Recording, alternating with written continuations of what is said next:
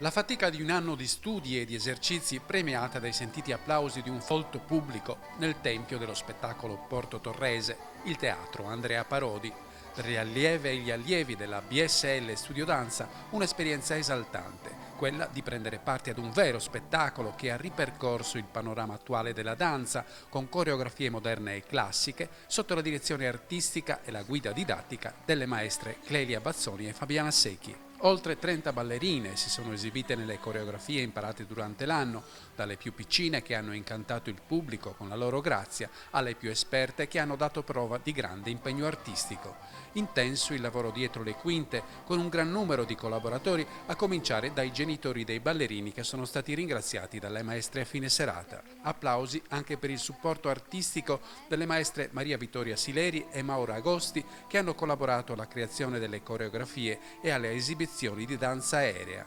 Momento importante della serata, l'esibizione del chitarrista olbiese Marino De Rosas, che ha suonato i brani più richiesti del suo repertorio, fra i quali Chelos de Oro, accompagnato dalla cantante Ilenia Romano e sullo sfondo delle coreografie della BSL Studio Danza.